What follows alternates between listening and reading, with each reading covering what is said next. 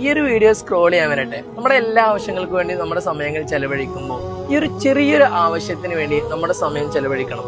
മുത്തുനബി സല്ലല്ലാഹു അലൈഹി വസല്ലം തങ്ങൾ നമുക്കൊരു ദിക്ർ പരിചയപ്പെടുത്തുന്നുണ്ട്. ഈ ഒരു ദിക്ർ നമ്മൾ ചൊല്ലിക്കഴിഞ്ഞാൽ തീർച്ചയായും നമുക്ക് 5 ഗുണങ്ങളാണ് ലഭിക്കുക. ഒന്നാമത്തേത്, അവനക്ക് 10 നന്മകൾ എഴുതപ്പെടും. രണ്ടാമത്തേത്, അവനക്ക് 10 തിന്മകൾ മായ്ക്കപ്പെടും. മൂന്നാമത്തത്, അവൻ 10 അടിമകളെ മോചിപ്പിച്ചതിന്റെ കൂലി അല്ലാഹു സുബ്ഹാനഹു വ തആല അവനക്ക് നൽകും. നാലാമത്തത്, അവനക്ക് ശൈത്താനിയത്തിന്റെ എല്ലാവിധ ഷർറുകളിൽ നിന്നും അന്നവനക്ക് കാവൽ ലഭിക്കും.